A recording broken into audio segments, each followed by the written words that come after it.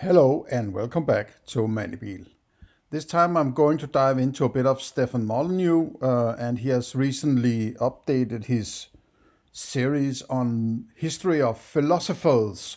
And this one in particular is interesting to me because I'm sort of a a Hume fanboy, you could say.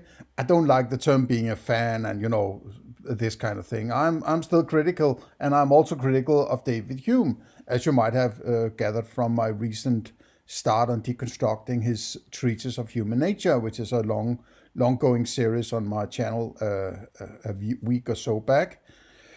Um, which I'm going to dive back into at some time. But I'm done with book one and have to go to book two, right? So all in good time. But meanwhile, Stefan Molyneux has updated his series on philosophers. This time it's about David Hume, episode 22, series one, episode 22. And honestly, I am not particularly fond of his so-called history of philosophers because it sounds more like it is Stefan Molyneux's history with other philosophers, right, rather than the history of philosophers. And if he is calling it history of philosophers, it's not about his opinion, right? It's about what they're saying, I would think, right? But mostly what he does is he's using he's sort of straw manning to more or less, right? Straw manning the major talking points of this particular philosopher and then using it as a stepstone in order to validate his own thinking, something like that, right? So this is the level of scrutiny that Molyneux is sort of seem to be capable of in general, right? Now, if you want to understand Stefan Molyneux's philosophy, right? And I hesitate to call it philosophy, right? But I guess it is. You might want to dig into my deconstruction of his essential philosophy and his UPB, which is universally preferable behavior, which is supposed to be his final words on ethics and morality. And he calls it the holy grail of philosophy, and he has found it, right? Let me just warn you that he has found nothing but his own ass, right? And it's kind of incredible that the the level of self-importance that he suffers from is sort of on sort of megalomaniacal level, right? He's so convinced of his own perfection in philosophy that he can let all kinds of criticism just bounce off as if the people are crazy, right? And the best example of that might be a debate he had.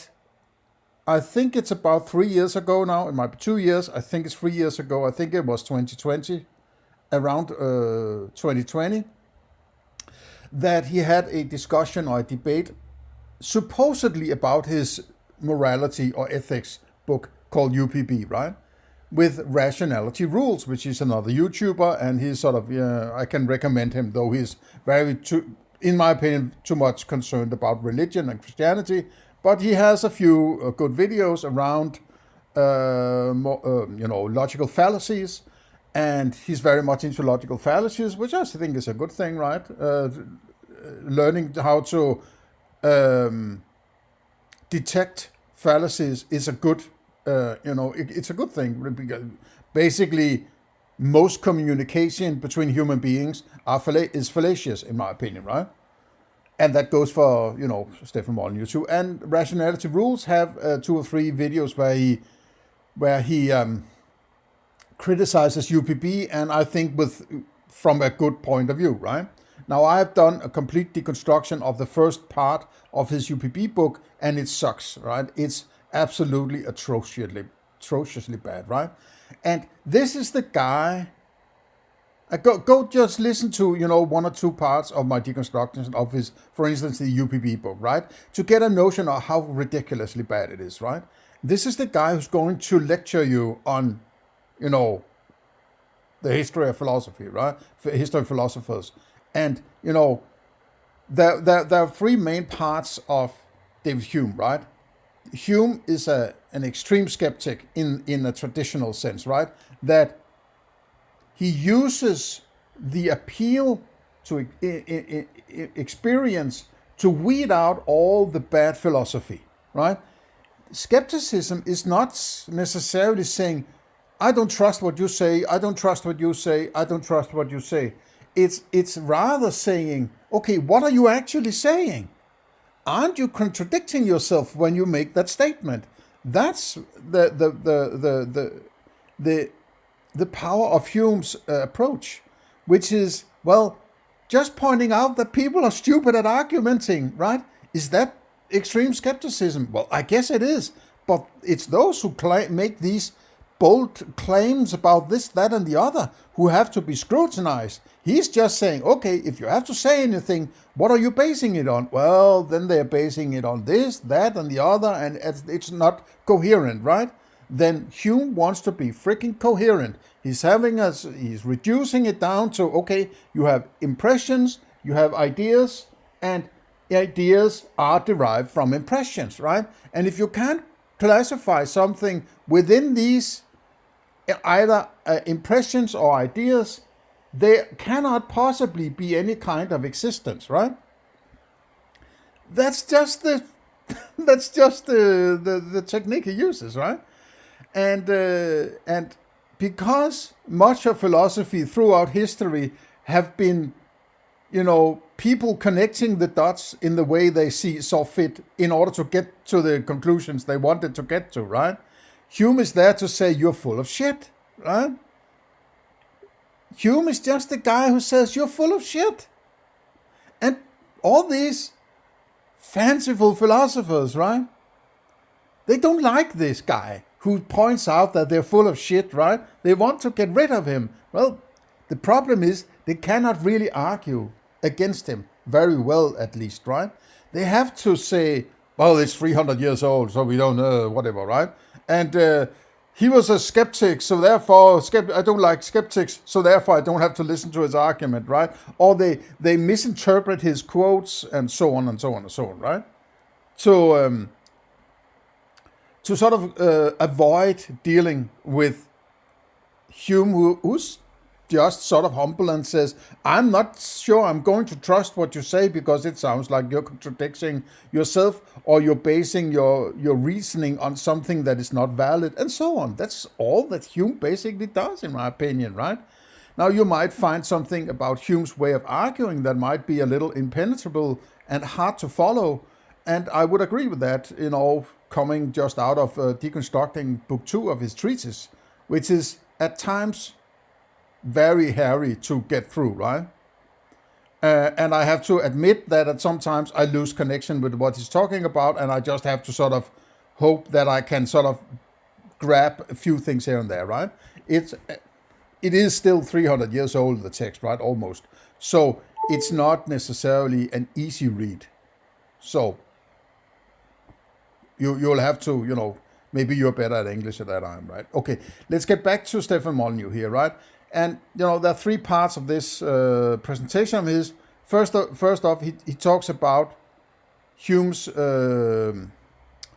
division into impressions and ideas, right? The strong vivacity and the weak vivacity, right? The impressions, the colors, the sounds, the tastes, the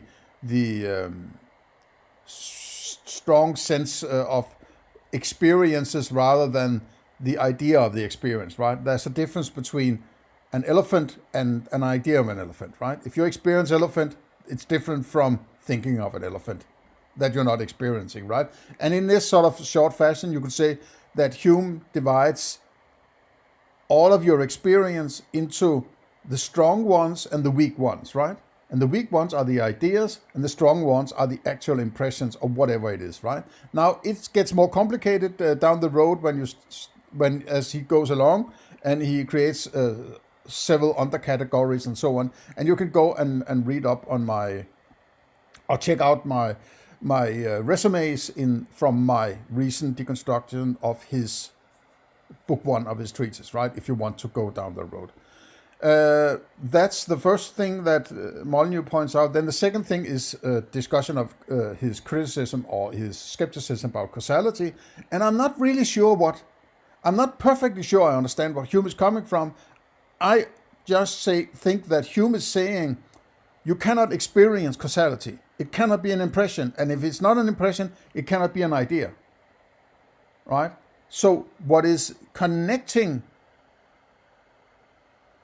objects in this causal understanding is purely a reasoning based on your memories, which is I'm completely on board with, right? When you have seen, when you drop your car keys and they are on the floor, right, or on the ground, then you have done that, maybe not the car keys, but similar objects, maybe, right? And the same thing seems to happen, right? If you have two billiard balls and you push one billiard ball and it moves and apparently does something, and then the next billiard ball moves, it seems to do it the same way every time you've done it, right? So you have identified within your memory, you have identified a pattern, right? That pattern has been labeled as causality. But he just points that it's not an experience, right?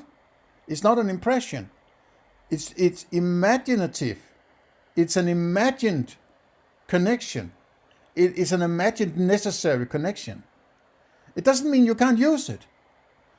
He just says you can't experience it. It doesn't have a color, it doesn't have a sound, and so on. He doesn't say you can't use it, in my opinion, right? I might have been getting Hume in the wrong throat here, right? But as far as I understand Hume, he's not rejecting causality, he's just saying you can't experience it, right? It's not of the same kind as the billiard ball. The connection is not like a billiard ball, right? And I think that Stefan Molyneux understands this as you can't have causation. That's incorrect understanding of Hume, right? And I'm not going to go into this, and you might, listen for yourself, right? The most important thing is the last thing he's dealing with, and he's only spending about 5 minutes on it, right? That is the is-ought gap. Or the is-ought problem, or whatever you want to call it, right? And as usual, he misunderstands. He doesn't bring up the quote, right? As it seems nobody criticizing Hume or trying to bridge the gap or whatever, they never bring up the quote or try to go into deep understanding of what he might actually have meant by this quote, right? So I might want to bring that quote up again at some point. But let's go into a bit of Stefan Molyneux here. So the last thing that I wanted to mention here, and I wanted to get this sort of deep background. So with regards to Hume, right? The thing that most people know about Hume is the is-ought dichotomy. The is-ought dichotomy. That you cannot get a morality from a fact. Hume doesn't say that, right? He doesn't say that. I understand that that's how most people I've heard frame it, as if he says you can't get an ought from an is. He doesn't say that. And I'm not sure where this idea that Hume says you can't get that ought from an is comes from, right? Because if you read the quote, which I would encourage you to do, right? He says this, and it's from the book 3, part 1, section 1 of his book, A Treatise of Human Nature, right? He says, in every system of morality which I have hitherto met with, I have always remarked that the author proceeds for some time in the ordinary way of reasoning, establishing a being of a god, or makes observations concerning human affairs.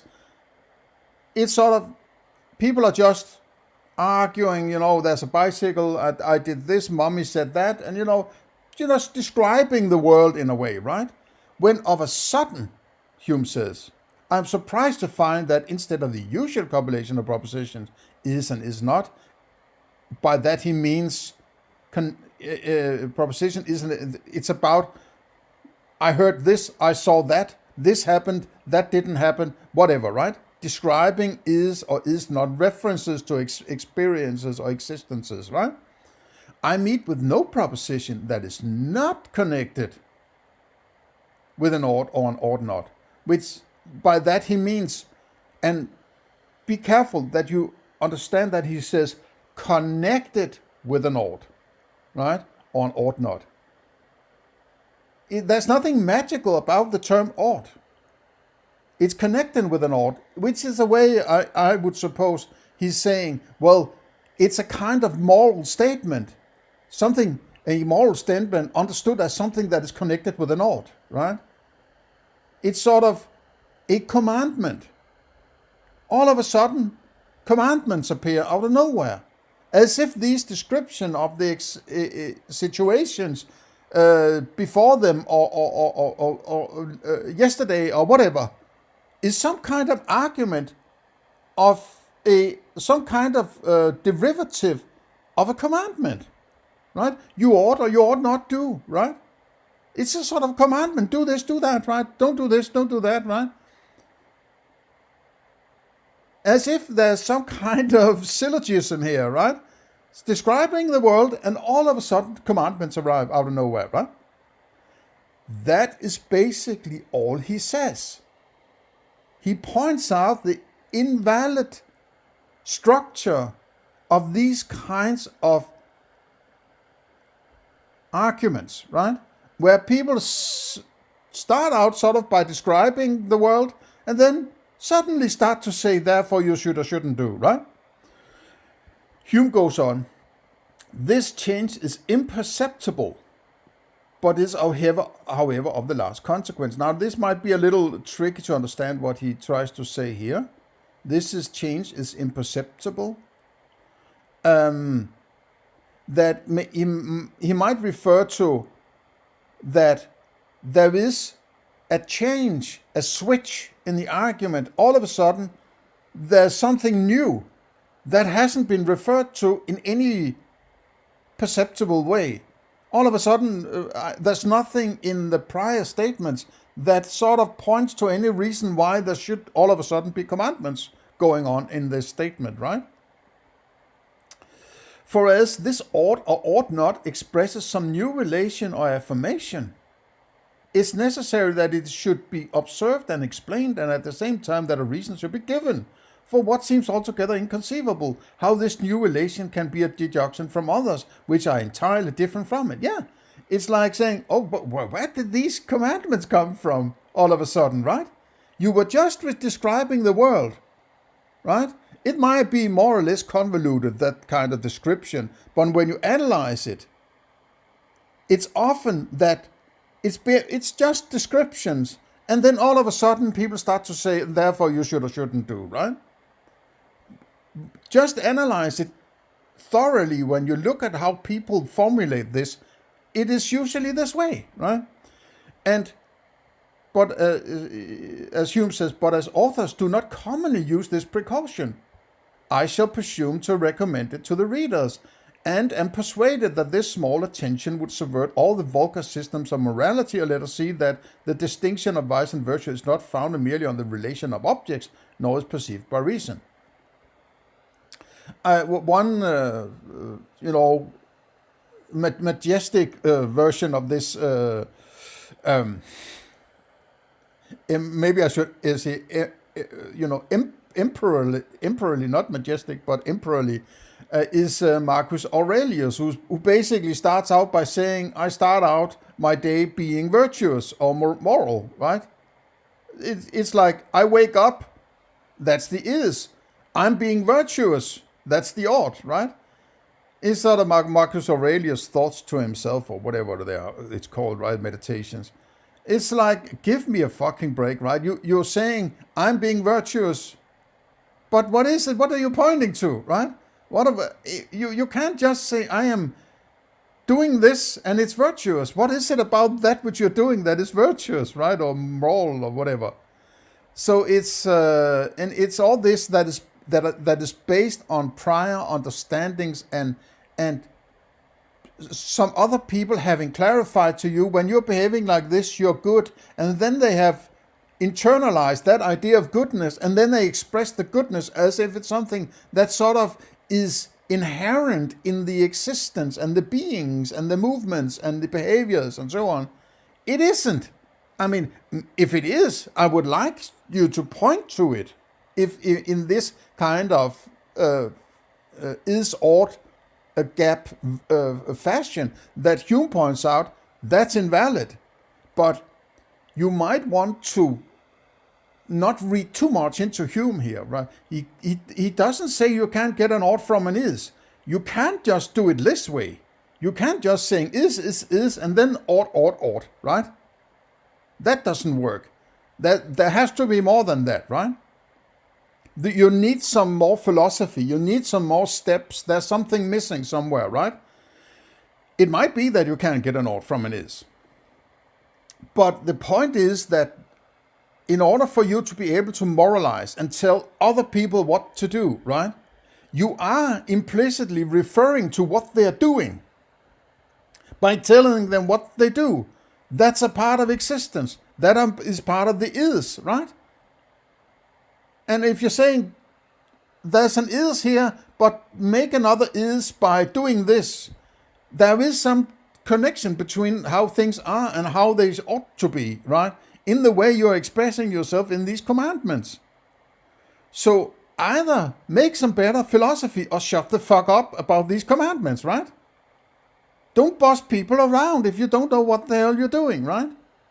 And I think that what Hume realized was that this is not just, he sort of underplays the point of this, maybe to, I'm hesitating, I guess, maybe to make sure that people eat it rather than saying, oh, this is very important, right? And then people are ready to shoot it down. He mentioned it sort of between the lines here, and sort of afterthought. And people are saying, yeah, I guess there's something to that. And then they might not realize, they might internalize the idea of this, but they might not realize that basically 99, if not 100% of prior philosophy to Hume all suffer from this problem, right? And nobody has, solved the problem so far, right? Nobody has solved the problem, as if it's a problem to be solved, not realizing this is just about pointing out bad argumentation structures, right? You have to do better than this. Basically, Hume doesn't say that your morality is necessarily incorrect. Now, he might point that he might, subdue or subvert vulgar systems of morality. Yes, Small 10 would subvert, is a push back against vulgar system of morality, saying, yeah, you might think you have a morality, but that argumentation is not good enough. So I'm pushing back until you come up with some better argument than this is-ought gap jumping, right? But it doesn't say explicitly that your morality is not functioning because of your argumentation. It might just be that your argumentation is stupid. And you have to come up with some better argumentation before I can sort of get on board with some of your morality here, right? So is this sort of the flexibility of Hume's way of formulating this, right? That you have to make sure that you're not over-interpreting what he says, right? He wants to push back, but he doesn't want to say more that he can stand for, right? Okay, let's get back to some Stefan Molyneux here. So the fact that strychnine is a deadly poison is a fact. How is it a fact? How do you identify a fact, right? What is a fact? Fact must be, you're Mr. Empiricism, right? So a fact must be something that is experienced, right? So if you're saying that something is poisonous, then that poisonousness has to be experienced. It has to have a color, it has to have a sound, and it has to have a taste or something like that, right? No, poisonous is an interpretation. It's an appeal to an effect of that which you are not experiencing. You're not experiencing poisonous, right? It can't be a fact because poisonous doesn't have a color, it doesn't have a sound, and so on. So it can't be empirical, right? What you're experiencing is some kind, maybe a liquid that has a color, and maybe a person who has a mouth, and a person standing up and then falling over and starting to throw up or something, whatever, right? And, their heart starts to beat faster and then stops, whatever. But that's not poisonous. That's the description of the events that were sort of related causally to these goings on that has then been interpreted as what is called poisonous. Then poisonous is not empirical, but all the things that made you arrive at the idea of poisonous were, right? And this is sort of these usual appeals to empiricism that is way beyond what they can claim, right? But from that, it does not follow that you ought not put it in somebody's drink and kill them. The fact that somebody will fall to their death if pushed from a high cliff does not mean that you ought not. Now, again... No, it doesn't follow. It doesn't follow. It's just like this is strychnine and this is a glass of water. Therefore, you shouldn't mix. It doesn't follow. It's stupid argumentation, right? I'm not saying that means that you can just do whatever you want, but the argumentation is not good enough to, the structure of the argumentation is appealing to something following from some kind of syllogistic structure that is invalid. It just doesn't follow. And this is the break from religion. Okay, so now he's going to bring in religion, right? This anarchist, atheist, whatever, right? Turned newborn Christian, whatever it's called, born again Christian. It's like, what the hell? How can anybody take this dude seriously, right? Sort of a turncoat and start to... And, it's also, everybody understands who have read a little Hume that he's not a Christian, right? So you have to... This is a break with Christianity. Yeah, okay. You could also... It's a break with stupid argumentation shit and, child abuse, right? A break with... Fuck off, man, right? And this is why, again, so why ought you not do it? Because God commands it and so on, right? That's the why you ought not do these things. Thou shalt not murder. Okay, so he's because he understands now that his so-called ethics UBB is full of shit, right? It doesn't work. It is not well argued. It's ridiculous. There isn't really any moral principle anywhere. It's just sort of a supposedly framework or scaffold in order to check whether or not your moral commandment is okay or not self-contradictory or something like that, right? That's just not good enough, right? It doesn't work. So we have to bring in the Christians. You have to bring in and say, yeah, but it could maybe align with Christianity, and therefore it's okay what I'm doing, right? So he's sort of pushing the Christians. Yeah, it might have been, child abuse when Christians, beat up their children for not obeying and, they are born evil and have to, spare the rod, spoil the child and all that, right? Beat them into submission and say, at least you have some morality now, God says, right? And all that Hume says, well, give me your fucking argument, right? Well, people are just saying, well, God, therefore argument, right? Excuse me, God, therefore morality. This is stupid, man, right? It's stupid. But of course, Stefan Molyneux, you have to, because he's not really a philosopher, right? He's a sophist. He's just pulling whatever arguments he needs to pull in order to have things his way.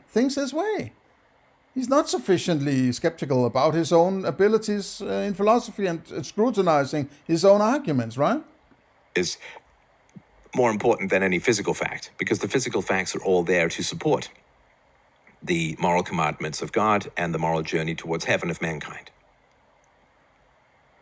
So to take a sort of silly example, as I mentioned before, if you have a Tennessee Williams play, say The Glass Menagerie or Night of the Iguana or Streetcar Named Desire.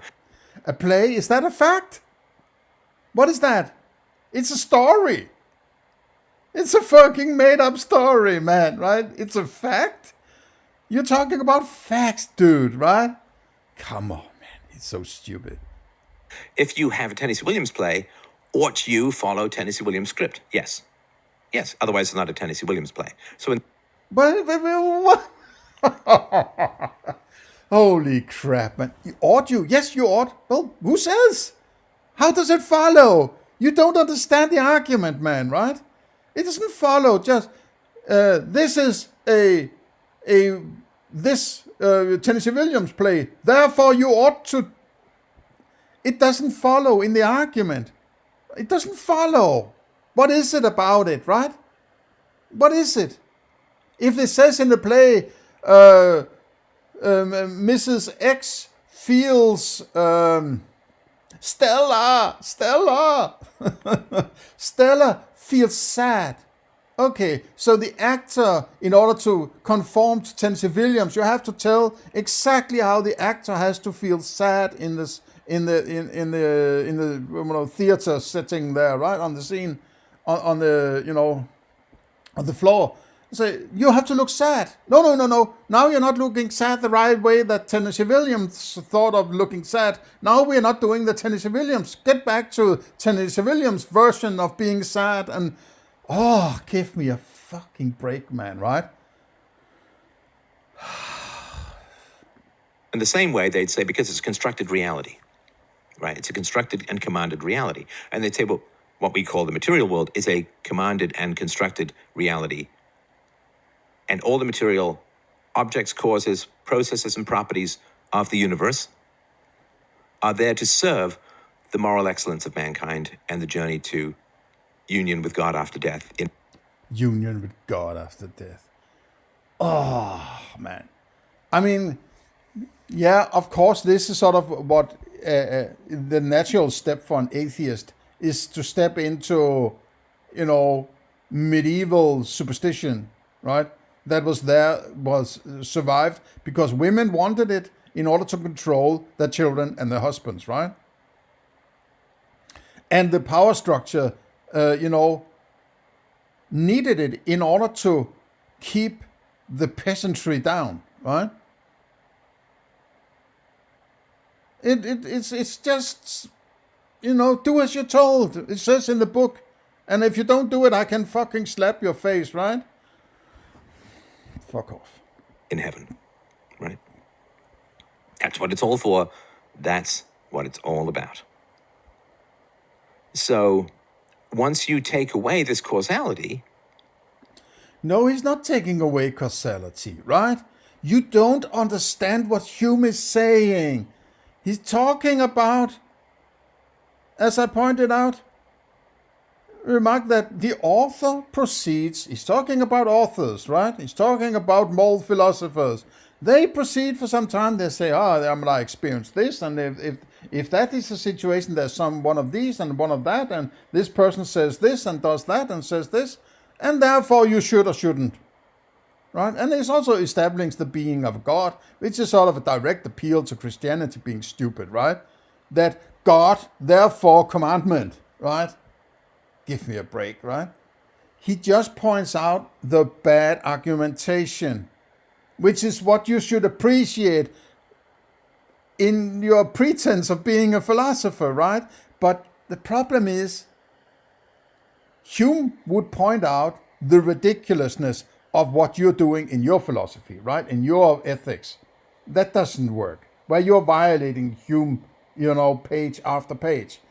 So Hume doesn't fall in the right place, right? He's being skeptical and pointing out problems in argumentation structure that you need in order to convince your little, peons there, your little community, about how well you are arguing philosophy, right? So people fucking hate Hume because of this, right? And it's also, there might be a little problem in how you approach this insult, because it might divert your attention away from good philosophy, because you think that you have to bridge this gap. You have to somehow look at the is's and somehow derive some oughts, right? And if that's not possible, you are spending your time on something that is impossible, right? And maybe that's the problem. You can't do it this way. You have to do it some other way. There's something. It's I would say it's inflicting your psychology, at least to some, your upbringing, your childhood, your habitual thinking, and applying it to an understanding of what is going on in the world, in that world you're describing using is's and is nots, right?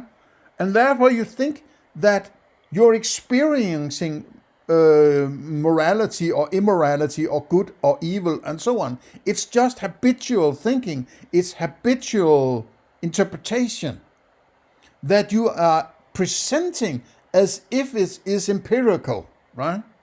It doesn't follow, right? It just doesn't follow. That's all Hume is saying, right? So don't overdo the interpretation of what he's trying.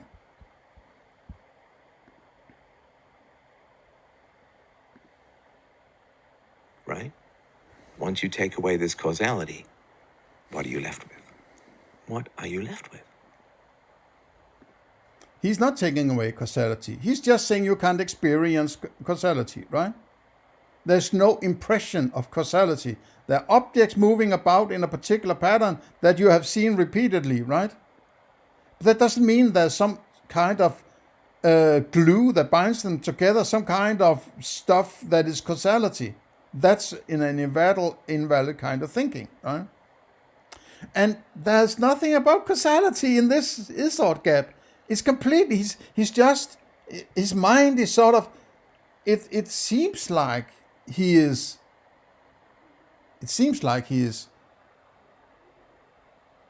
he sees other philosophers as somebody who wants to manipulate his mind, right? Now, it's a well-known statement of his own that he grew up in a completely abusive, with a single mother and, whatever scenario, right? Where he was beaten left and right, whatever, right? It might have created a kind of psychology in him where you cannot trust anybody. And the only path he has to some kind of sanity is his sort of hardline, empirical, unchanging scientific world that he has to hang on to in order to push back against any subjective relative understandings, right? Everything is objective. Shut up. It's not philosopher. It's not philosophy if it's not objective. So therefore, morality has to be objective. I have to be experiencing it. Otherwise, people can come up with all sorts of shit then they can push on me, and I'm afraid of that. Right? It just feels like a bit of that, right? When you're dealing with Stefan Molyneux, in my opinion. Well, there's no ought. There's no ought in the universe. And that's what science has taught us. When you are talking, when you're expressing yourself, that expression is not existence, right? If I say cow, it doesn't mean cow exists, right? If I say that's a cow, that's a proposition, but I need something to compare that proposition to in order to check whether or not there is cow. So if you point and say that's a cow, and I look in that general direction and I experience cow, I could agree with that proposition. That the proposition is true because we are both experiencing cow in that particular time and space and place and so on, right? But I am proposing because my experience is subjective to me. It's my fucking experience. I can't see a cow in somebody else's experience, right? So in order for me to check whether or not, the only thing I have to work with is saying, if I establish true or false using a proposition about my experience, then I can align myself with somebody else's experience. Well, maybe that's a necessary foundation and agreement upon propositions before you can start to moralize.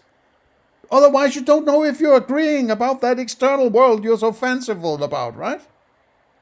So you alone cannot order people around because you don't know their experiences, right? This is known as the problem of other minds, right?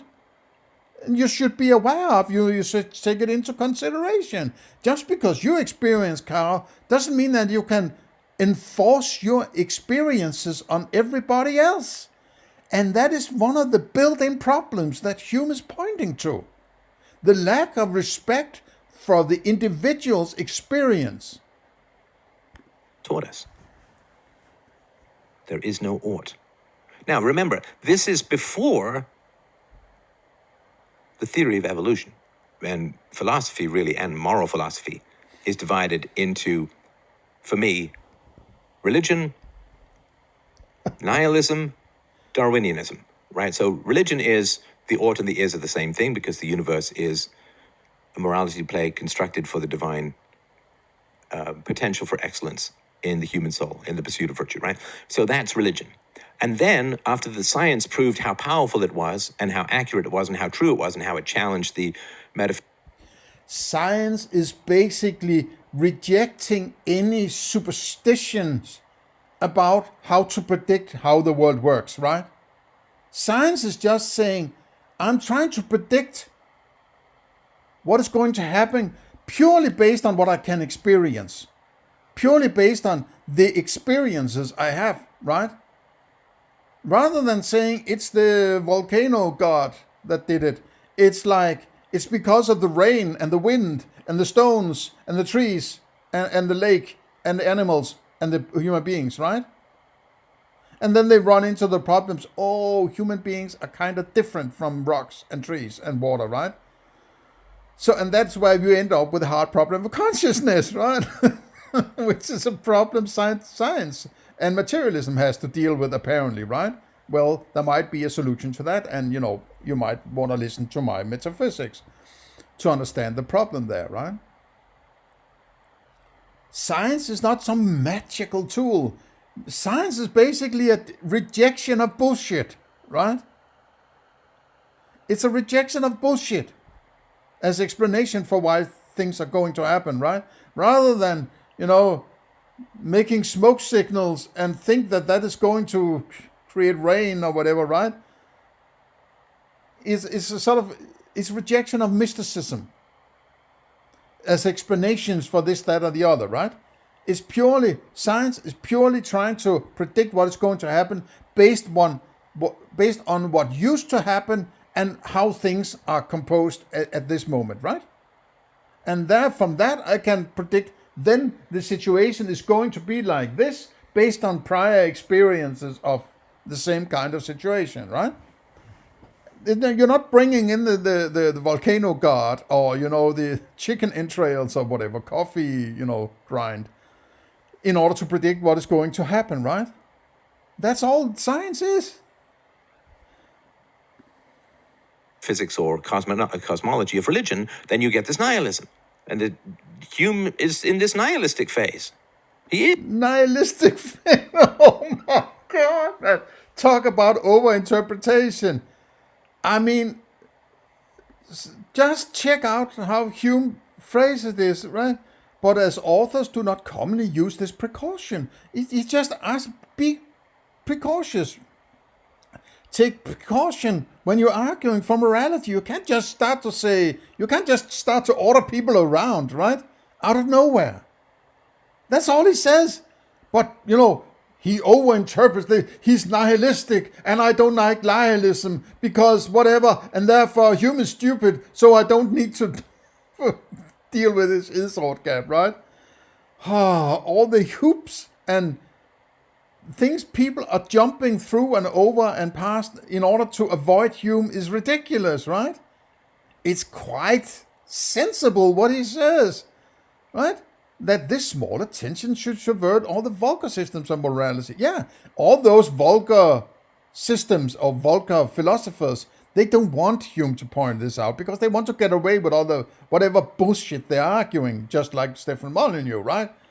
And let us see that the distinction of vice and virtue is not founded merely on the relation of Uh, there was something around this could be, but this author do not use this. I shall presume to the reader, and I presume that this small attention would have. So yeah, this small attention. It's just, well, you might want to check out if you're doing this, and I don't find that to be a good way of arguing, right? Obviously not, right? You would have to be stupid to say, yeah, that's an okay way of arguing, right? Just, refer to some bicycles and to people saying this, that, and the other, and the elephant not being there, and then you can start ordering Peter around. Doesn't work, man, obviously, right? But no. Stefan Molyneux he's in a nihilistic phase. Yes, because he didn't like his mother, or he was a lonely child because he lost his father. He's nihilistic. He hates government.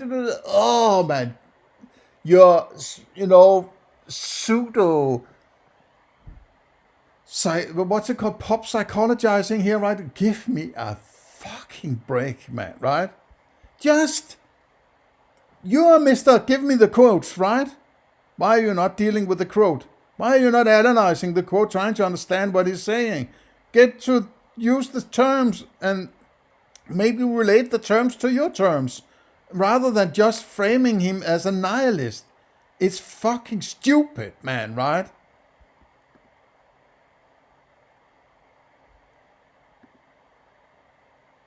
Is absolutely in this nihilistic phase. There is no ought. There is no ought. First of all, he doesn't say that. He doesn't say there is no ought, right? He's basically saying there is ought. He's saying they're working from. He's not saying, well, they're talking about these oughts. These oughts are invalid. No, he's saying then they go into mentioning oughts and ought nots. He's not rejecting oughts, man. Why don't you fucking read the quote, you fucking stupid moron, man? It's ridiculous, this. Ought in the universe, which is why he has to ground his morality in feeling rather than facts. Well, yes. I mean, it's one avenue maybe to avoid this problem of just stepping into commandments. It might be, well, maybe morality is just some feeling I have. That I feel that it's sort of it's this I think it's called the naturalistic fallacy or something like that. Then you are sort of you're imbuing your experiences with your emotions. When you experience something, when you say that tiger is dangerous, no, it isn't dangerous. You are just adding your emotions to your experiences, right? I'm not saying there's something wrong with that, but there's nothing in the tiger that is dangerous. That's your interpretation based on your emotions and prior experiences or whatever. You are sort of creating the fallacy of putting your emotions into your experiences. And that is what basically every human being does, right? And that's why they come up with these weird argumentations for morality that is, Hume points out, is a valued argumentation structure. But they get these emotions when they are talking about these particular ises and is nots, and therefore they feel they're justifying and telling people what to do, right? No ought. That's nihilism. And then... But please understand what Hume is saying, right? Don't fucking call him a nihilist. I mean, read the fucking quote, man, right? Where does he say there is no ought? He says, for as this ought or ought not expresses some new relation or affirmation, it's necessary you should be observed and explained, and a reason should be given for what seems from the statement alone is inconceivable. How could you possibly derive a commandment of descriptions of bicycles, right? How does that work? He's saying you can't argue that way. It's just not good enough. He doesn't say you can't get an ought from an is. I don't know where people get this from. He doesn't say that. It's nowhere in the quote. All he does is he's saying, when you argue like this, you're an idiot, right? You're an idiot when you argue by saying, I experienced this, therefore you should or shouldn't, right? It's what stupid people do. Or, people who haven't spent a little time trying to get a grip on how their mind works and the fallacies built into their thinking, right? I understand that it's usually how things work. People pushing the Ten Commandments have gotten away with it for ages, for centuries, right? For millennia. It's usually how things work.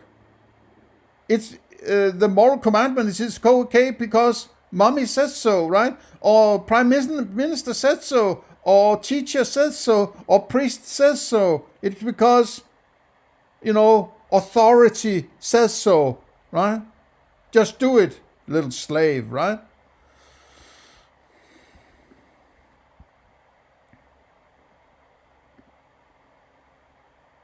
You get... there's no purpose to the universe, right? The purpose of the universe is reunion with God after death. Okay, that's the religious one. After science proved its incredible power, and people were alive because of science. Right? People were alive because of science. And people understood the true facts of the universe. I would agree to that.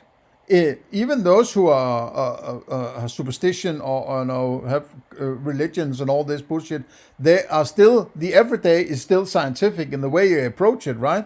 They don't sit around and wait for angels to come and serve them food, right? They go out and work and then they sit there and thank their God for the food that they created themselves, right? So it's like they can add this on top of subsistence level existence, right? And they can add this layer of superstition on top of it. When everything has been settled, you have got your water, you have got your food, you have got your house, you've got your bed, you got your whatever, right? Your wife, your children. And then on top of that, you can add all the superstition. But you can't start with the superstition and then hope for everything to fall into place. There you have to be scientific about it, right? And when you've done enough scientific shit, you can add this layer of superstition in order to virtue signal to the group that you are on board with all whatever bullshit they are all pushing, right? Because of science. So, soap. Soap, for heaven's sakes, right? So, or Soap? Boiling water or whatever, right? I know germ theory was 19th century and the soap in medicine was, late? No, but you understand what Hume is saying, right? It's sort of typical sophist nature of Stefan Molyneux. He is strawmanning, and then he's tearing down a straw man in order to validate his own stupid philosophy, right? He's basically saying, you have to believe in my philosophy because all other philosophers in history except Aristotle were crazy, right? So therefore I'm a good philosopher. That's sort of his stick. It's ridiculous, right? When you look at the quote of Hume, the is-ought problem quote from the book of Treatise of Human Nature, there's nothing like what Stefan Molyneux is presenting here, right? And honestly, he's not alone about it, right? I seem to be the only one who has apparently understood, and I've heard another philosopher actually saying something the same way as I'm presenting the is-ought here, right? Another guy who's actually aware of what Hume was actually doing, and he has also read the book and actually studied Hume and read trying to understand what Hume is saying and where it's coming from, right?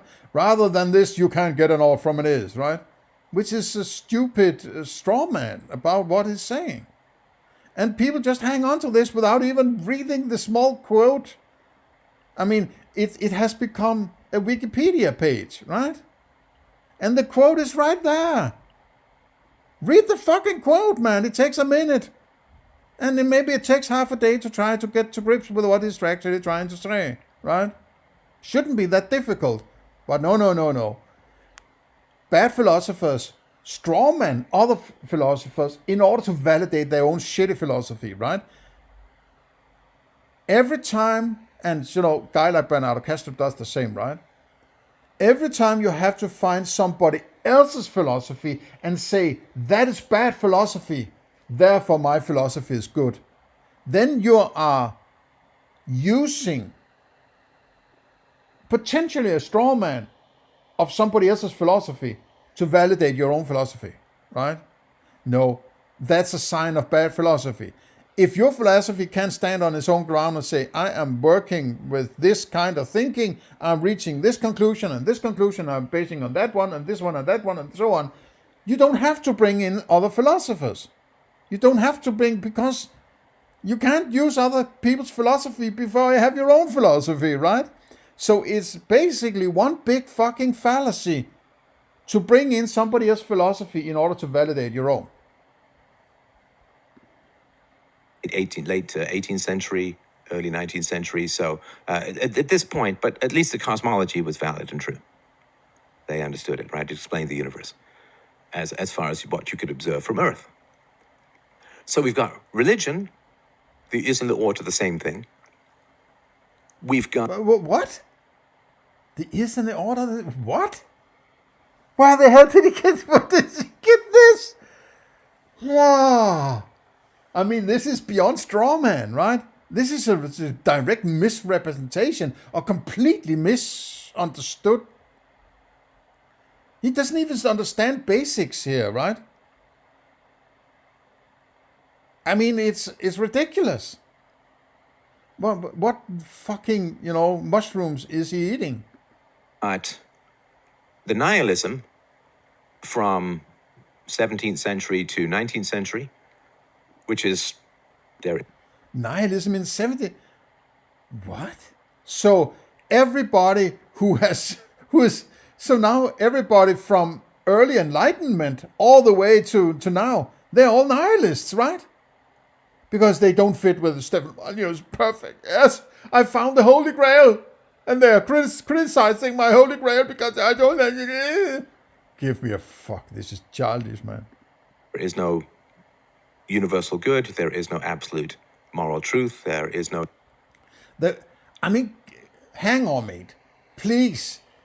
Hume is just trying to say, don't make stupid argumentation, right? And now it's interpreted, there is no perfect, true moral good anywhere. Fuck. No divine purpose to the world. There's nihilism, which culminates in, of course, the overthrow. What is religion, right? Don't shroud yourself in this feel good about, whatever. There's a big sky daddy taking care of you, right? Religion is also using argumentation. God, therefore morality, right? That's an argument, right? Now, are all arguments equal, right? Are all arguments equal?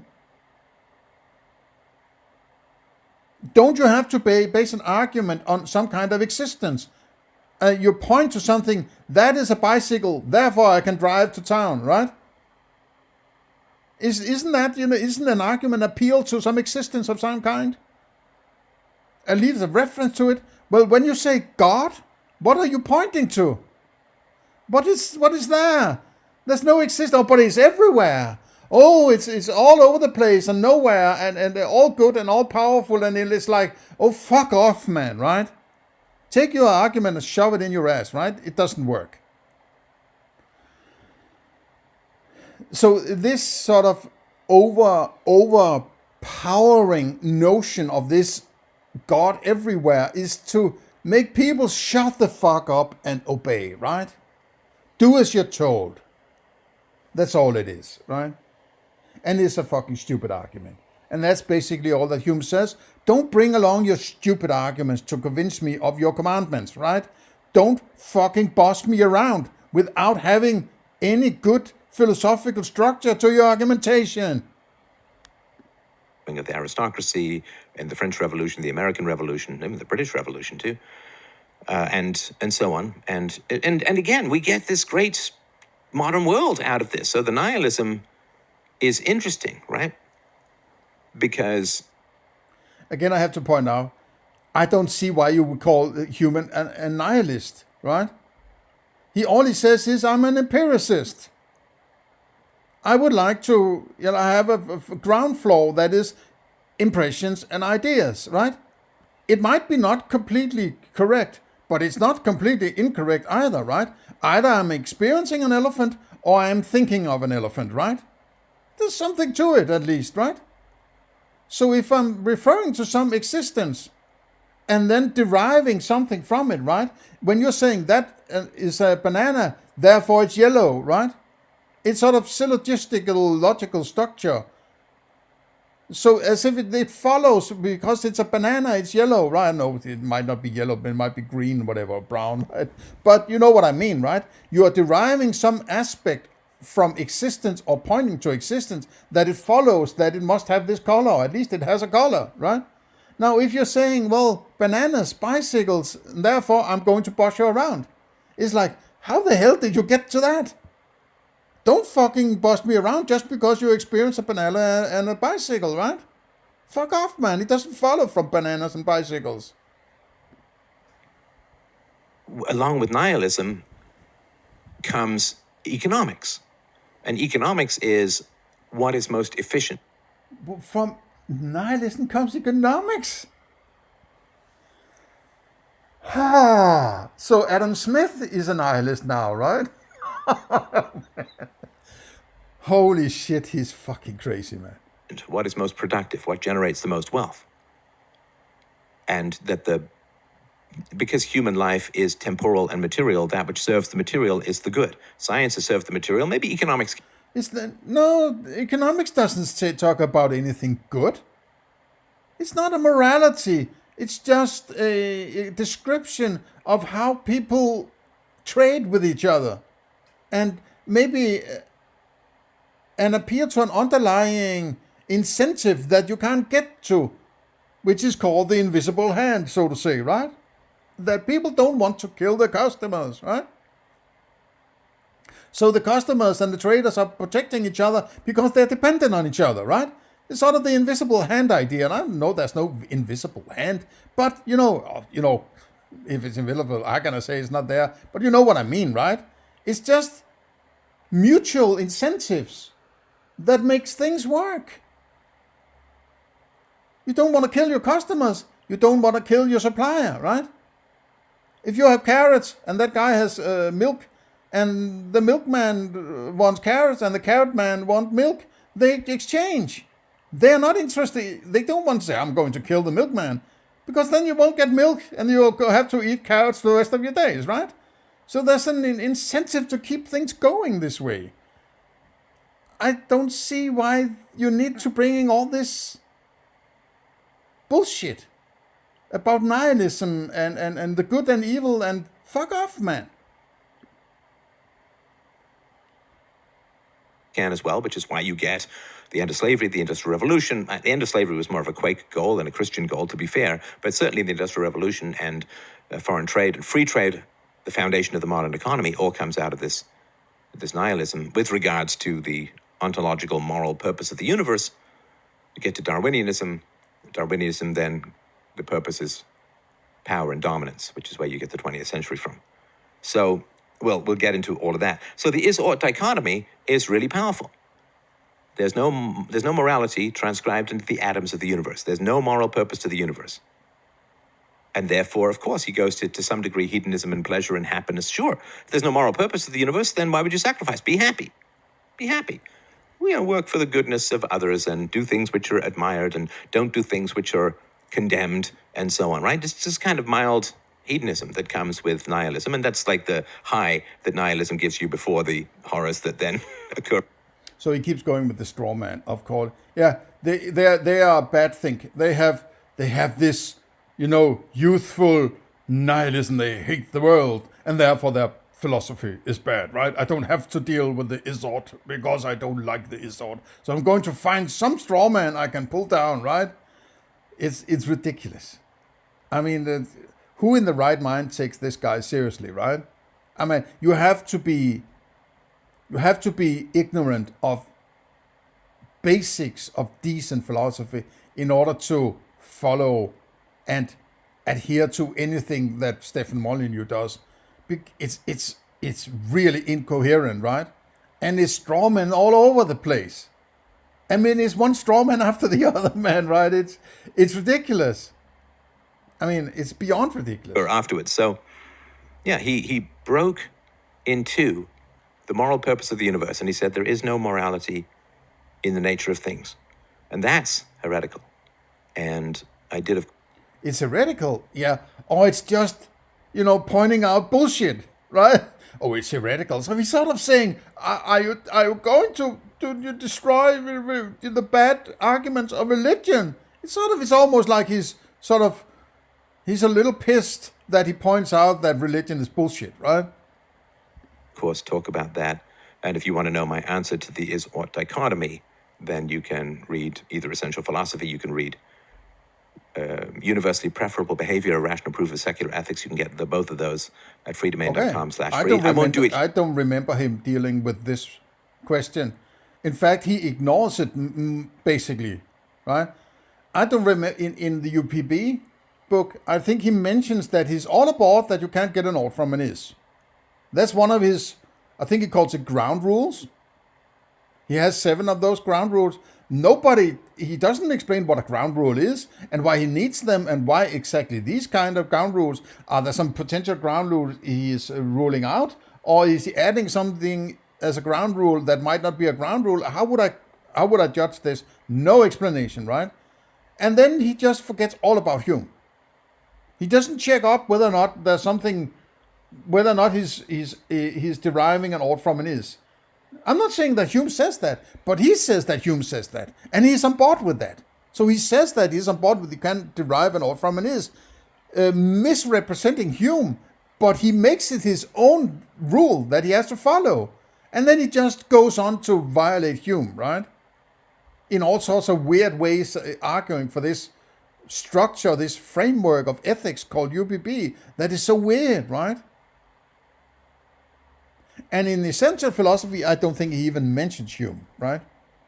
So, but I might make a part 2 of this where I go into whether or not he's actually dealing with oughts and ises and Hume in these particular 2 weird books on philosophy. So, I hope it was useful. At least, once again, I point out the shortcomings of Stefan Molyneux's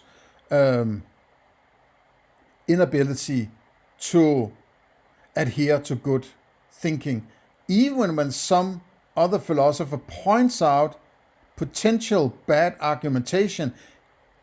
He doesn't even read the quote, apparently. He doesn't understand what the quote is supposed to say. Maybe because he hadn't read it and haven't given it enough time. But he comes across as, yes, I have read Hume. I'm just going to say that he's a nihilist, therefore he's bullshit. Right? Give me a break, man. Please share, like, and subscribe. Consider a donation. Let me have your comment. And otherwise, see you in the next one.